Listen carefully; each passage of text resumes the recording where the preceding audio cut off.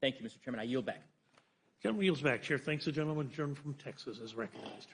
I thank the chairman and gentleman from Texas. I thank each of you for being here, part of the Rules Committee, particularly good to see you, Mr. Cole, just a week removed. A couple of just questions generally to make sure, just for the record, and I don't want to belabor this, but I do want clarity because there's a lot that's been flying around. We are all aware, disagreements aside, of the porous nature of our southern border. Not going to dwell on it. We've covered it, but obviously, as I've stipulated, and I think my friend from Texas, Chairman McCall, would agree. I mean, we've had an godly number of people that have been flooding across the border and dealing with all the issues involving that, tragedies we've recounted numerous times here. In particular, the data that was released recently that we're at 24,300 and X, I think, Chinese nationals that have come across the southern border that we know of, not counting gotaways, which is a number that exceeds all of 2023 fiscal year. So in 6 months, we've exceeded all of FY23. And that compares to a number of about 381 in FY21, the last year in which it was President Trump's policies predominantly driving the reality of the border. Is that, I assume the chairman would agree that poses a not insignificant national security threat to the United States of America, that we've got those kinds of numbers from what I'm understanding to be 85% single adults of that number of, so we're not talking about a lot of children and so forth, of that number of 24,300 X in 6 months. Does the chairman agree with that? Yeah, I do. It is a national security threat. And let me just say, when we were in the White House at the beginning of the discussions, it was going to be 4 threats. Threat from Iran, the threat from Putin, the threat from China, and then the threat from our southern border. That's the back door. If we don't have the back door shut, then the threats come in. And you know, as I do, as chairman of Homeland Security, when you're talking about 350 on the terror watch list, and how many do we not know about? When the world's on fire and Hamas is out there, and Afghanistan is turning into a terror ground again, they released all these prisoners from the Bagram base that are ISIS-K and Al-Qaeda. I'm very concerned that something's going to happen. And I think something will. And it's again, a real threat to our national security. Yeah, and I agree with the chairman. And I would just say, without, there's a whole bunch of stuff, but just in general, those numbers, the extent to which you've got the fentanyl seizures have been running at about 1,000 pounds a month. The numbers just last month alone were about 190,000 at the southern border. I think close to 250,000 when you factor in southern border plus parole plus northern border and others of the number of people apprehended. But again, that's not counting the gotaways. And then you've got the known or suspected terrorists, the gentleman just referring to, that we're already at about half of what we had last year, which was a real high at 169 is the data I have. That might be a little variable. But that specifically the policies of parole. For example, we have at least a known homicide suspect entering via the CBP-1 app just last year, July 2023, who was released into the United States and committed a murder and was arrested in Middletown, New York. My point of all of that is, and without going through all of that, is all of that is front and center. A lot has been wrapped into the political drama around HR2 and whether you do it or don't do it and who has it and all of that. But just simple fact of the matter, though, is in this year, whoever's fault it is, whether it's President Biden's or whether it's MAGA extremist Republicans, to use the vernacular of my colleagues on the other side of the aisle, whoever's fault it might be, it remains true today that we have not passed and got the president to sign into law anything that would meaningfully change or alter what's happening at the border in a significant way. Is that a true characterization?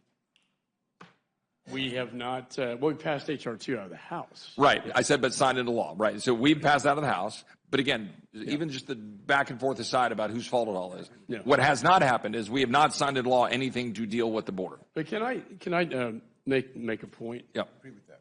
And I've been doing this for a long time. Sure. This is an enforcement issue. It's not as much of a legislative issue. We throw more money at this thing, but the problem is this.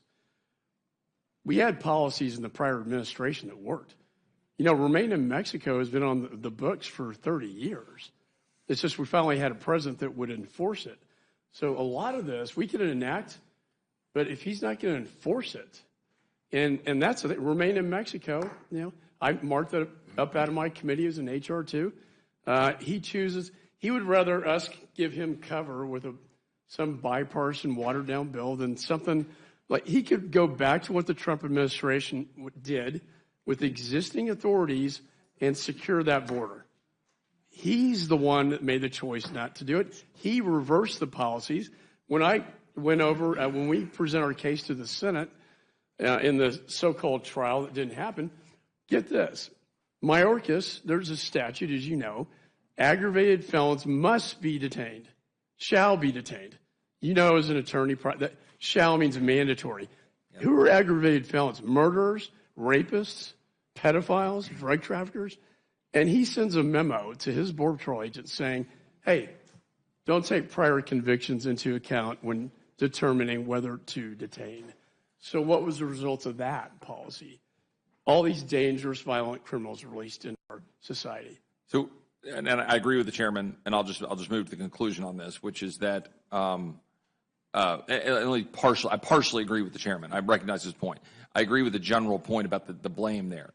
Where my position is that there's an Article 1 responsibility to force an administration that doesn't follow the law to follow the law, and importantly, to recognize that even under a president that does follow the law, whether it was Obama or Trump or anybody before, you know, Jay Johnson recognized problems. We had problems with the Trump administration, with TVPRA, with Flores, with judicial opinions, with a cross-section of the law that's hard to enforce.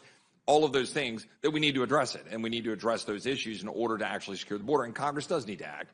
And so my question is, and we know the answer, and we have disagreements on the merits of weighing what we should do on these things, but to be clear, we had a rule last night that was focused on an HR2 play. Some of us disagreed with that play because we thought it was, frankly, a fiction. It was just a sideshow that wasn't going to result in anything. So, but this rule will not include anything that touches the border in any meaningful way. That's correct, right? Well, there is a separate vote on the border with a separate rule. Correct. Yeah. And that rule we took up last night, that's been effectively suspended. But we have not, nothing in this bill, this rule, the set of bills that we're talking about here would address the border, correct? Yeah, I mean, you know, like you're getting above my pay grade a little bit, but let me just say, from a pragmatic standpoint, they have not entertained HR2. They will not entertain it now. And the situation is very dire in the spots that we're trying to address. And, I wish it was, I agree with you. We're both from Texas. And I wish it was a perfect world. And I hear the chairman, and I'm not trying, and I do not mean to put him on the spot about Texas and what we're doing and weighing all of this. I'm just, for the purposes of for those who are reaching a calculation that's different than some of our colleagues, that it is important for the world to know that we are going to proceed with a rule here that is going to advance foreign aid to the tune of $95 billion, roughly, of various forms and fashions, predominantly 2/3 of which going to Ukraine, another block going to Israel, another block going to Taiwan, another block going to submarines and other stuff and things that, are overall defense needs, and that none of it is going to address the southern border. And I agree with the gentleman that money wouldn't help the southern border. You got to have changes to force the administration to enforce the law. Asylum is a genuine no. Correct, and parole, and parole. So the second question is that I believe I'm correct that of the dollars that are going, that the loan program only really applies to I'm going to roughly round the $8 billion ish of the non-lethal accounts, right, that are for the Ukrainian government can use for other purposes. Is that roughly correct? That the loan can only apply to that subset of the money. And so then of that, I am under the understanding that the president can forgive up to 50% of that, and the other 50% could be forgiven in the future, but only with congressional action. Is that a correct characterization? I'm looking back at staff too, because I'm always like wondering, I just don't know the facts. Yeah, Mr. Cole, if you have the answer to that too. Yeah, Chairman Cole. As I understand it, Yeah, so there's still a congressional component. That is, we could disapprove of the loan forgiveness. Okay, so the president could unilaterally, the president could decide to forgive, but we could disapprove of that forgiveness. Correct. Got it. And then in the future, Congress would have to be consulted before forgiving the second half. Also correct. Okay, all right. Just so I know, there is, as I think the Democratic ranking member acknowledged, I think that there is humanitarian aid. That some of which could go to Gaza, and that's we're acknowledging that of some amount of the $9 billion, it wouldn't be the full amount, right? Because there's some of that's for refugees, some of it's for foreign aid, but there's $5.6 billion, I think, of the 9 or something like that could ultimately get to Gaza. Well, but I thought no, I'm not trying to be pejorative. It's just facts. I thought of the $9 billion, I thought 4-ish is refugee specific, and another. Is that not true? Did I have that wrong?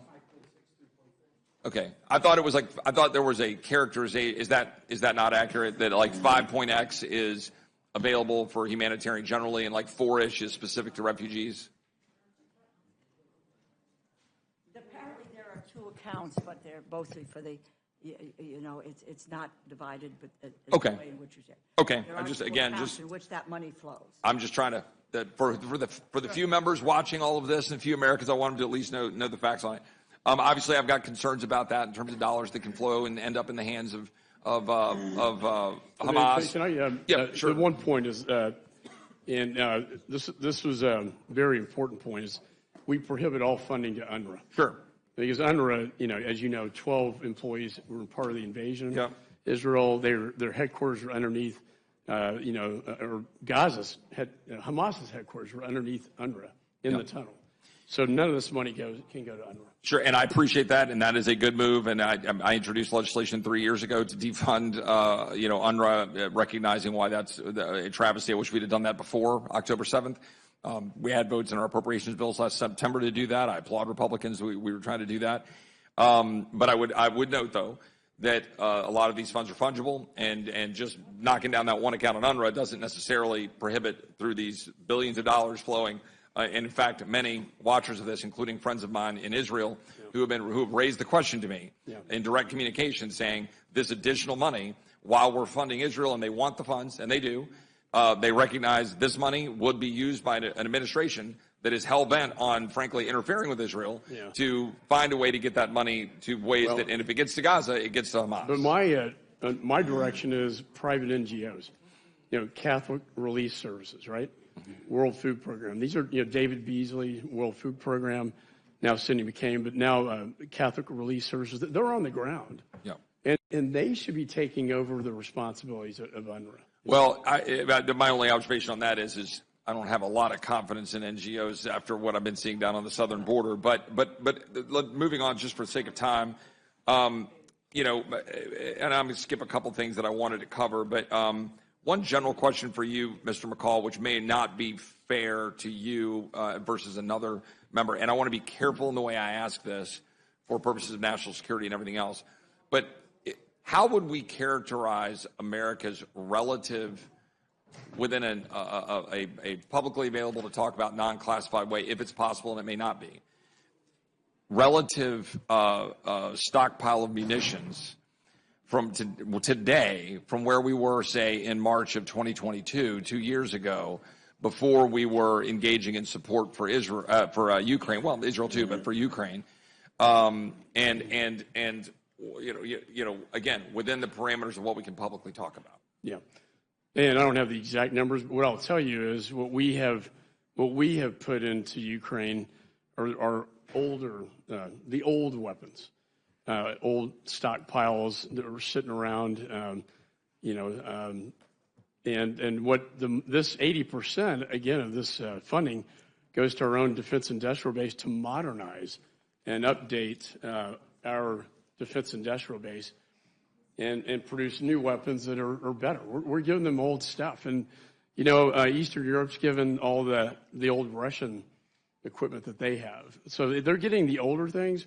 We want to build the newer and better and modernized weapons. Well, and we're going to put a lot of money into, this map shows a pretty good, where all this is going to go to states to provide a lot of jobs. I have to say, Mr. Roy, you're my friend from Texas, that we have a defense industrial base problem. Yeah, And I concur. And it's 100%. a national security problem. And And that's the thing I like about the bills. We put 80% of it to fixing that defense industrial base that I believe is broken. well, with what did you have, Chairman Cole? To Chairman McCall's point, and your very, very good question, an enormous percentage is replenishment. I mean, well over $23-24 billion. Same time, one of the areas, and I want to be very careful how I say this, Right. but let's just take an item like 155 millimeter shells. Okay, what we've done so far has more than doubled the capacity of the United States to produce those shells. And what will happen in this supplemental, and this is, from Defense Subcommittee work, will more than double it again. So, and Chairman McCall's exactly right. I mean, what we my district has air defense artillery in it at Fort Sill, and we trained a lot of the Ukrainians that are using the Patriot, but they were training on older weapon systems. There's 4 different varieties of these. They were paying on 1s and 2s. We're buying 3rd and 4s. So there is, a real effort to increase the capacity to produce, maintain the stockpiles that we need. Again, move the older stuff out, which is still better than anything they had available to them. But I don't know if that's helpful at all, but I just wanted to share But the that. gentleman No, it yield is. for 1 second. Yes, ma'am. Just on that issue, because I've asked that question. This is a DOD estimate that at least $50 billion of the package is for the U.S. defense industrial base across 30 states. So, and that is, that's what DOD is estimating. Well, this. and I think the gentlelady, and there's some of these things that we can't get into detail here in a public setting, and I'm aware of that. And I wanted to bring that out for a number of reasons, because there's a lot of, and everybody's guilty of it, there's a lot of sort of painting with a broad brushstroke of why people are concerned with, oppose, or otherwise where they land on certain of these issues. One can be, as I would characterize myself as, fully supportive of wanting to fund Israel, fully cognizant of the dangers of not holding the line against Putin, but still be adamant of our need to secure our own border, differences of opinion aside about how, but having failed to do so, and simultaneously concerned of whether or not we're going to be able to succeed in Ukraine and how the money has been previously spent.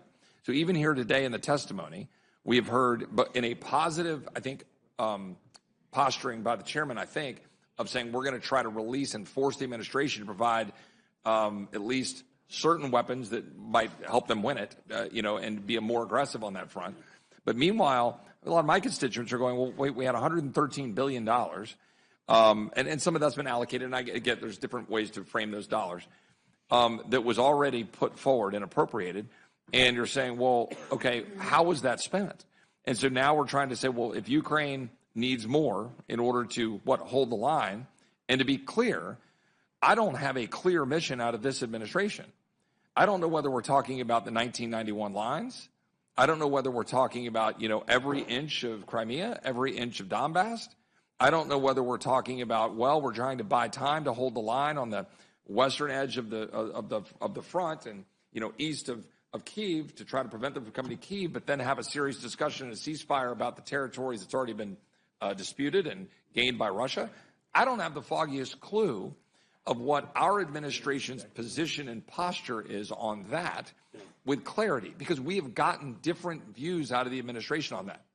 There has been, kind of the lean into what Mr. Zelensky wants and say, we want, 1991, we want every inch of the territory. And then there's been more, we just want to make sure we can hold the line and don't let them advance because we don't want them to get anywhere near the western side of Ukraine and therefore be right on the line with Poland and our friends there. Yeah. And look, I'm not nearly as traveled as the chairman because of my committees of jurisdiction don't take me there. But one of my earliest trips was when I was Senator Cruz's chief of staff. I went on a trip to over a week to Jerusalem, Poland, Estonia, and Kiev. I'd say Kiev because when I went there, that's how we said it. Kyiv now. And was very steeped in what they face. And I just think it's really important for the entire world to understand the dynamic of the dispute at the moment, that it's not some monolithic isolationists who don't want to support our role in the world to prevent a Putin and to stand for democracy, but it is a real and reasoned debate about priorities when, if you look at during Reagan's time, when you look at the relative debt to GDP ratio under Reagan, right, when we were probably at about a 37%-ish when he did the buildup in the early 80s of our debt to GDP. Today, we're now $1.10, $1.20, depending on how you count the debt. And so we're in a real problem. And when you look at the overall defense spending, so we've talked here just now about ramping up the defense industrial base on the back of Ukraine. That might be a good thing for our country to get our production level up. But at what cost over there? Will we win? Is there a mission that's achievable here? How many Ukrainians have to die, depending on how we get there in the process, which is a very real concern. I think the gentlelady's point was in kind of the negative. The ranking member was, hey, how many Ukrainians have to die before we act? Some of us are saying, I think, at least with some reasoned debate, I want to help you. How many Ukrainians have to die while this perpetuates without a will to go make sure we win it? How many Ukrainians are dying right now because we're funding it without a very clear, authoritative path to victory to ensure that we're going to get it done? So I think those are questions that some of us are wrestling with vis-a-vis this administration, how much money we should then fund into that. And then meanwhile, our borders being wide open with Chinese foreign nationals coming across the border and so forth. And a last point about this, about how we fund war. There's been a lot of discussions in the think tank world, which is only halfway relevant, really, generally speaking, about, what you might call the ghost budgeting, right? Since basically September 11th, we have been funding effectively endless conflicts of various sorts. And people say that in a pejorative sense. I don't even mean it that way. There have been very reasoned and important engagements that we've been carrying out. But we've been doing that with OCO.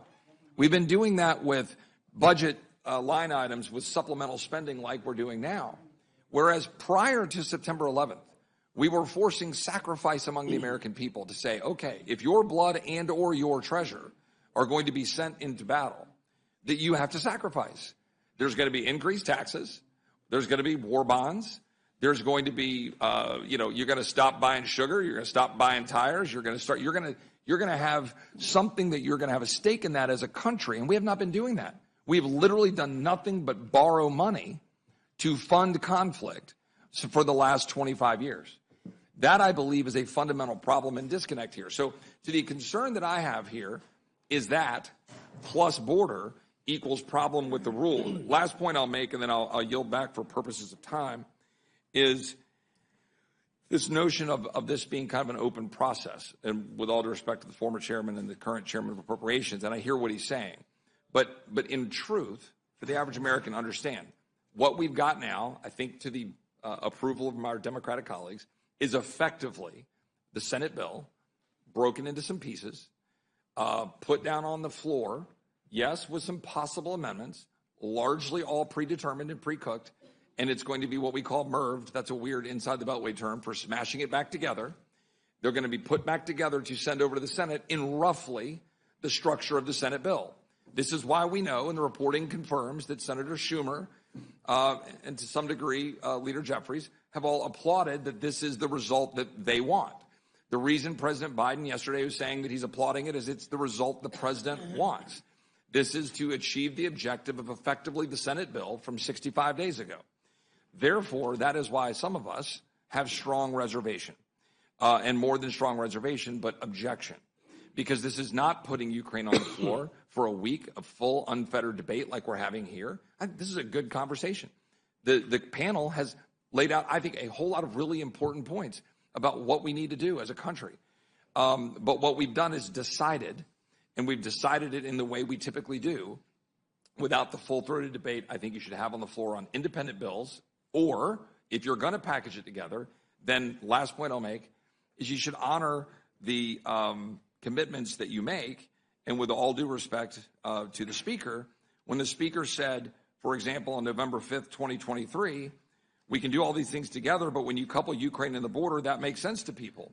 Or when the speaker says on December 5th, 2023, I explained that supplemental Ukraine funding is dependent upon enactment of transformative change to our nation's border security laws.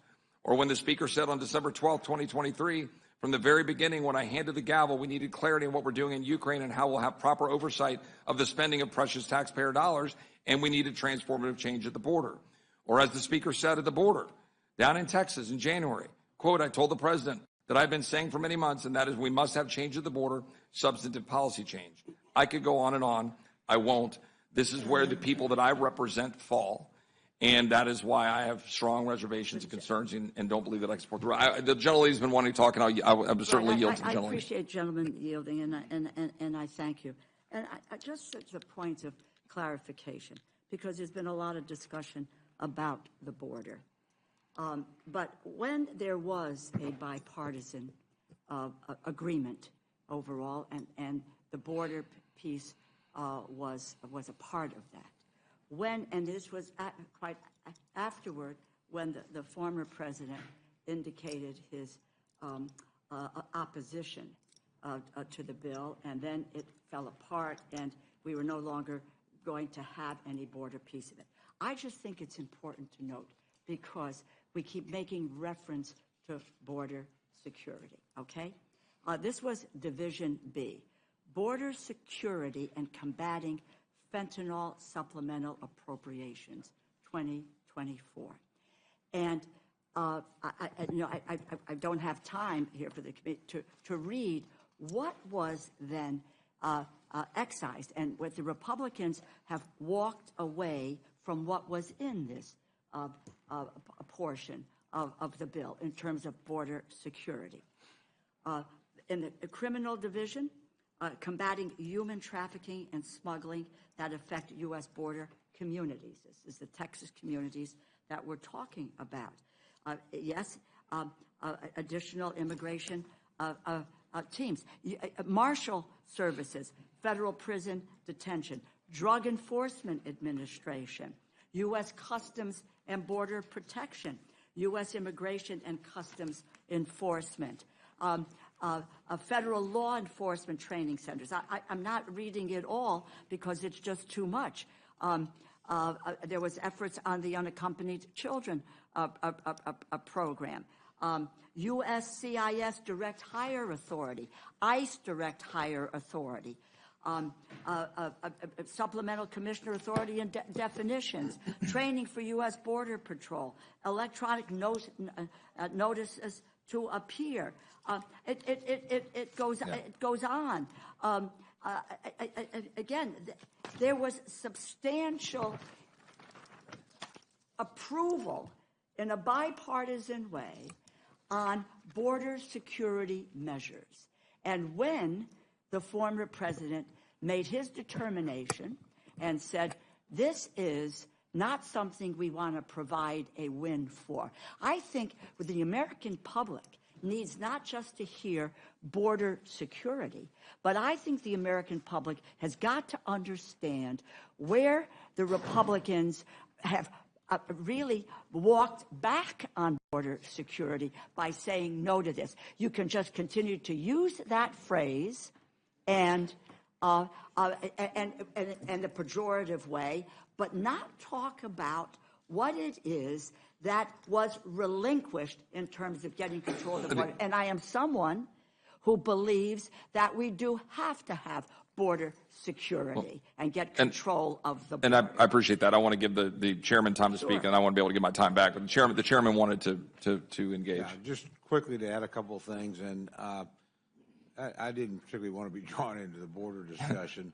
but I will add this. It does matter how you arrive at a deal. We produced HR2 through a normal committee process. People got their fingers on it. They negotiated, they fought, they came to a product. They moved the product not only out of committee but across the floor. With all due respect to our friends in the Senate, that's not what happened there. Yeah. I actually don't think it's fair to say there was a bipartisan deal. There was a deal between three senators. Right. And when, one side, look, these are friends of mine. I'm not critical of anybody. But the process that was set up, it would have been better if they'd have done, they don't have to take what we do. They'd been better off to take what we did and change it however they want in a normal committee. That's how people come to deals. And the Senate has moved away from that, and I regret that. But all that aside, I think my friend made so many good points about the concerns that all of us have about the conduct of the conflict in Ukraine. I can hardly think of anything that you said that I disagree with. I worry about the lack of defined objectives. I worry about the open strategy. I will tell you this, and I will say this, maybe not in defense, but in explanation of the administration. We had a defense subcommittee hearing on appropriations several months ago, may have even been late last year, where these questions were raised. And we had an assistant secretary of state for international security, director of operations for the Joint Chiefs of Staff, and the secretary or assistant secretary for international security made the point. She said, look, the objective is probably, it needs to be obvious that what Russia did was a strategic failure. And so that nobody does anything like this again. And this was ahead of the counteroffensive, which did not go as well as we would have hoped. I think that's fair to say, or Ukraine would have hoped. And she said that may well impact how you define that. Now, I look at it and I can say to this point, Russia has pushed Finland and Sweden into NATO. I guarantee you that's not something they wanted to do. To this point, they've suffered over 300,000 casualties, and that's not something they planned on or wanted to do. To this point, they've been forced into measures they thought they would never have to take. They thought this would be a war that was over in weeks, not many months, now into its third year in some way. But I give the Ukrainians more credit at all. They're doing the fighting and dying. We've been pretty indispensable to that effort. That's right. So have our friends in Europe who've provided enormous amounts. I've never seen them step up like this. And there are a dozen countries who have actually committed a larger percentage of their GDP and a larger percentage of their budgets than us. And that's their credit. They're closer, and I get one. If you're from Poland or you're from the Baltic states, or you're from Moldova, you look at this a little bit differently than we do because you don't have the luxury of distance and the relative security of the United States. So I do think this is evolving. I do think, however anybody votes on it, I really respect the different points of view in the Congress on this. And I'm very careful about not calling people that oppose Ukraine isolationists because they aren't. Most of them support Israel. Most of them support what we're trying to do in the Western Pacific. How can you be an isolationist if that's it? They've got a problem about how this war is being conducted, the nature of our commitment, the lack of strategy. There are, I will say this, in the legislation we have, and I'm not going to tell you I'm 100% satisfied with it because I'm not, but there's a lot more oversight requirements than there ever were in the Senate bill. There is a requirement that they produce a strategy. Whether they do or not, as you know, you've been around here a while too, as both a staff and a member. Just because we tell them to do something doesn't mean an administration of either side always do what we tell them to do. But there is more in that. And I will say this is not the package the Senate wanted. They sent us what they wanted. They're getting back something different. Now, my friends made the points, which I agree with, that financially, this is broadly the same thing, but it is brought in components where people can vote individually how they choose to, and you can make it very apparent, I'm not for this, but I am for this. Or you can be against it all. But the body will work its will. Individual members will get to vote how they want to. If you support Israel, you won't have to vote for Ukraine. And on the other side of the aisle, some of my friends are very skeptical about the Israeli aid component, would like to attach a lot of conditions to it, do stuff like that. But we're not going to force them to vote for Israeli aid because they were for Ukrainian aid. That I think is a big difference. And it's also going to force the Senate, again, to accept some measure we want. Is it perfect? No. But to my friend, the ranking member on appropriations point, it's governing. It's a compromise. is kind of the best we could do in the time frame that we have. But that doesn't take anything away from the legitimacy. My friend from Texas' points are about the process and honestly about some of his concerns, because I share some of those very same concerns, about the manner in which the administration has conducted the war. I think those are fair things to point out. I would just, again, say we are at a critical point. I kind of look at this in for a penny, in for a pound. I do not want to leave an ally high and dry. And frankly, I don't want to see happen in Ukraine what happened in Afghanistan. I do not want to see that kind of situation unfold. I think it's a terrible message for the rest of the world. I think what happened in Afghanistan was a terrible message to the rest of the world. I think that's one of the reasons why we're here right now. So with that, it's a long time. I appreciate. If I could, I don't want to cut off any of the panelists. I'm not trying, but on my time, the panel has gone a while, so I want to be able to yield back to the chairman. But I have to make one response to the ranking member, and then I want to yield back, and that is on the border issues. Right.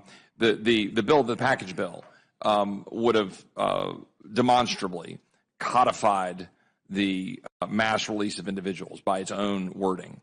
It was structured in such a way to set a constant flow of individuals into the United States. And notwithstanding all of the funding mechanisms that the gentlelady outlined, that is funding that would have been used predominantly to continue the processing and the flow of the mass abuse of both parole and asylum to flood more people into the country, which has resulted very demonstrably in individuals being in the country who are dangerous and attached to terrorist organizations and criminals that have then resulted in the death of Americans, very specifically. And then I'll conclude by saying I very much take to heart and appreciate the chairman's comments, Mr. Cole, and the entire panel. I appreciate the dialogue. I am well aware of the considerations involving Ukraine and the prospects of what occurs if Ukraine falls. I believe we should have handled this differently with the $113 billion we've already spent. I am sympathetic to potentially additional dollars if it were, in my view, more targeted and more lethal, and if we were honoring, and this is the backbreaker for me, the commitment that we, at least as Republicans, have made to our constituents to secure the border of the United States first. For that reason, I have to remain opposed. And we will continue to have this conversation. I have great respect. I just want us to clear. We've done enough time. I'm sorry. Clarity coming out of Israel and Iran. We have covered no clarity. Gentleman does yield back. Chair recognizes the lady from Indiana.